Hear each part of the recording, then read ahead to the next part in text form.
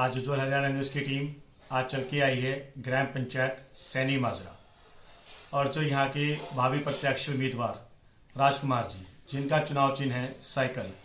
और आज आइए, आज हम उनसे बातचीत करते हैं और उनसे जानते हैं कि जो चुनावी मुद्दे के बारे में, जो सरपंची में उन्होंने चुनावी के लिए जो खड़े हुए हैं, उनसे जानते हैं कि उनका खड़ा होने का मेन उद्देश्य क्या है, उनके मेन मुद्दे क्या हैं और उनके मेन एजेंडे क्या हैं। आइए तो उनसे हम बातचीत करते हैं राजकुमार जी से। नमस्कार सर। नमस्कार। आपका नाम? राजकुमार सर। राजकुमार सर, सबसे पहले आपका हमारे उज्ज्वल हरियाणा न्यूज़ में स्वागत है। और सबसे पहले हम आपसे की बात जानना चाहेंगे कि आपके गांव में कितनी वोट है? हमारे गांव में सर 1068 वोट है, टोटल 1068। और उसमें से कुछ बच्चे बाहर गए हैं, उसको लगा के मेंस करके 975 यानी 975 वोट सर। और सर यहाँ पे वार्ड कितने हैं? यहाँ पे वार्ड 8 हैं सर।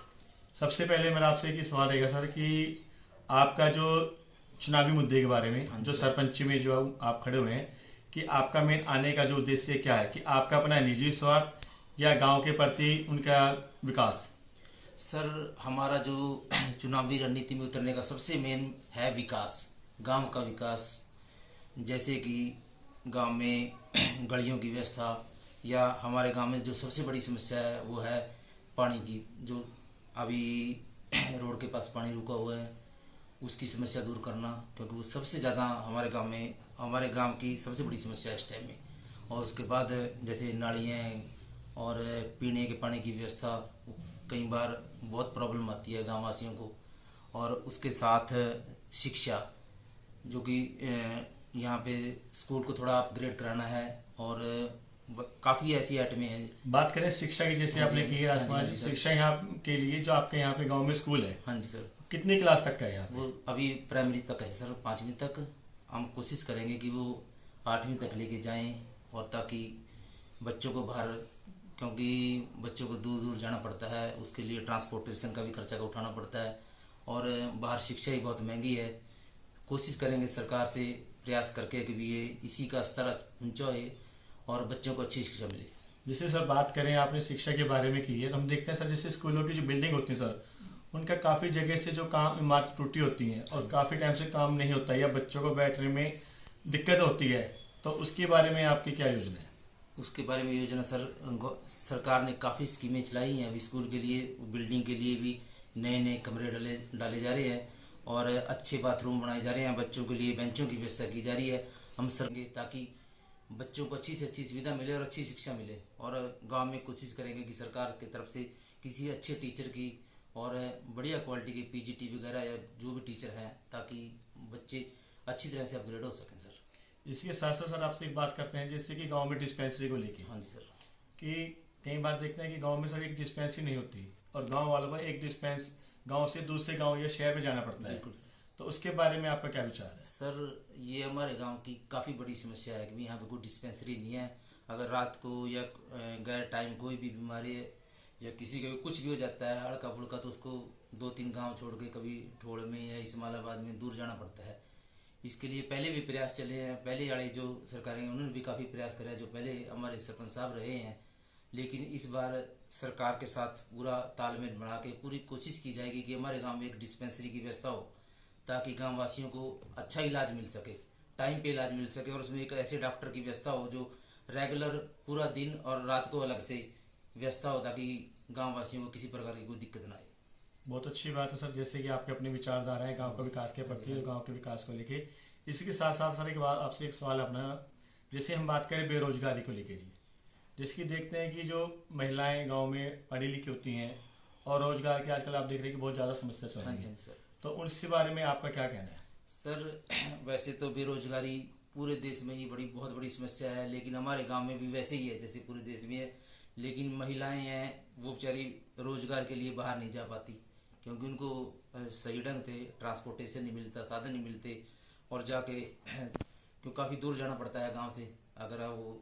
इसीलिए सरकार ने काफ़ी योजनाएं चलाई हैं, जैसे कोई सिलाई सेंटर या कोई कोचिंग सेंटर, या महिलाओं के लिए इकट्ठा समूह बना के कोई कई योजनाएं, कोई वो सभी योजनाओं को कोशिश की जाएगी कि गांव में पूरी तरह से सुचारू रूप से लागू किया जाए, ताकि ज़्यादा से ज़्यादा महिलाएं उसका फ़ायदा उठा सकें और अपने घर बार को बहुत अच्छी तरह से चला सकें। बहुत अच्छी आपके विचार हैं। इसी के साथ एक आपसे मेरा एक अगला क्वेश्चन ये रहेगा सर, जैसे कि युवा के बारे में हम आपसे बात करें ठीक है सर। कि युवा आप नशे की तरफ आप देखते हैं कि नशा बहुत है बिल्कुल सर। और हर तरह का नशा होता है जी, बिल्कुल और युवा नशे की तरफ ज़्यादा ही जा चल रहा है। बिल्कुल सर। उसके बारे में आप ऐसा क्या करेंगे सर जो युवा नशे से मुक्त हो गए, थोड़ा ध्यान उनकी ओर तरफ जा सके? ऐसे सर युवा का ध्यान नशे से अगर हम हटाना चाहते हैं तो उसके लिए सबसे पहले तो हमने गांव में कोई उनके खेल कूद की अच्छी व्यवस्था करनी पड़ेगी, उनकी शिक्षा की अच्छी व्यवस्था करनी पड़ेगी, ताकि उनका ध्यान उधर से, जैसे गांव में कोई जिम वगैरह खोलना, सरकार की बहुत योजनाएं हैं ऐसी जो हम युवाओं के प्रति योजनाओं को यहाँ पे लागू करेंगे ताकि युवा नशे की तरफ से हटके उनकी तरफ लगें। कोई जिम हो गया या कोई खेल कूद का मैदान हो गया या कुछ भी है, बच्चों के लिए युवाओं के लिए सब कुछ किया जाएगा जिससे वो नशे से दूर जाएंगे। इसी के साथ साथ सर आपसे एक अपना एक सवाल और रहेगा, जैसे कि आपने युवाओं के लिए बहुत ही अच्छी बात कही है कि आज का युवा वैसे भी बॉडी की अपने शरीर की तरफ ज़्यादा फिट लगता है। ठीक है सर। इसी के साथ आपसे एक सवाल अपना ये है सर, जैसे कि हम देखते हैं कि गांव में महिलाएं या बुजुर्ग हाँ जी या बच्चे जिसे खेलने के लिए बाहर निकलते हैं सड़कों हाँ जी पे, सर। या जो सैर करने के लिए शाम को या सुबह सड़कों पर आती हैं, उनके बारे में आपकी क्या ऐसी सोच रहेगी सर जो गांव में उनके लिए एक अच्छा व्यवस्था करी जाए, उनको बैठने की जगह मिले और बच्चों को खेलने के लिए उनका मनोरंजन बनाया जाए, जैसे कि गांव में देखते हैं कि पार्क की व्यवस्था के लिए, उस बारे में आपका क्या विचार है? सर ऐसा है, मेरे गांव में एक लिंक रोड निकलता है, वो पूरे गांव की लाइफ लाइन है। हम कोशिश करेंगे कि उस पे कुछ जगह ग्राम पंचायत की तरफ लेके और उसके अंदर अच्छा पार्क बनाएं और उसके अंदर एक्सरसाइज के अलग अलग लगाएं, चाहे वो बुजुर्गों के लिए अलग से, युवाओं के लिए अलग से, महिलाओं के लिए अलग से, ताकि सब उसका फायदा उठाएं और अपने स्वास्थ्य को अच्छा बनाएं और हर बुराई से दूर जाएं। इस चीज़ की व्यवस्था करने की कोशिश करेंगे सर। जिससे सर एक इसके साथ बात आती है कि पार्क तो बन जाते हैं, कि लाइट की व्यवस्था के बारे में आपका क्या कहना है? लाइट का सर वैसे तो खैर अभी मेरे गांव में लाइट की व्यवस्था पहले काफ़ी अच्छी थी, लेकिन फिर भी कई चौकों पे अभी काफ़ी अंधेरा है जिससे कई वारदात हो जाती है। लेकिन उन सबको लाइटों को जो पुरानी है उनको ठीक किया जाएगा, जहाँ पे नहीं है वहाँ पे व्यवस्था की जाएगी, कैमरों की व्यवस्था की जाएगी ताकि कोई भी वारदात, कोई बाहर से आके कोई ऐसी वारदात न कर सके जो गांव के लिए हानिकारक हो। इन सब चीज़ का ख्याल रखा जाएगा सर। जैसे कि सर आपने बताया कि अपने जो आपके विचार मुद्दे हैं गांव के प्रति बहुत ही अच्छे हैं। इसी के साथ साथ जैसे कि आपसे मेरा एक अहम और सवाल रहेगा, जैसे कि 12 तारीख आने वाली है आपकी, तो उस बारे में अपने गांव वालों को आप क्या अपनी तरफ से क्या कहना चाहेंगे? मैं अपनी तरफ से सर सभी ग्रामवासियों को, सभी माताओं को, बुजुर्गों को और युवा साथियों को और जो भी छोटे बच्चे हैं जिनकी अभी वोट बनी हुई है, उन सबसे एक ही अपील है कि गांव के विकास के लिए और गांव की तरक्की के लिए राजकुमार जी को उनके साइकिल के बटन को दबा के उनको विजयी बनाएं ज़्यादा से ज़्यादा वोट से, और फिर उनके गांव के विकास के लिए हर संभव कोशिश की जाएगी। जैसे कि आज हम ग्राम पंचायत सैनी माजरा में राजकुमार जी से जो सरपंच उम्मीदवार में खड़े हुए हैं, जैसे कि उनसे हमने आज बातचीत की है, जैसे कि उन्होंने अपने गांव के विकास के बारे में बताया है कि अगर कल को गांव की जनता मुझे अपना उम्मीदवार बनाती है, जो गांव के विकास रुके हुए हैं, जो अधूरे हैं, वो पूरे किए जाएंगे और गांव की जनता के साथ ही मिलकर उनके विचार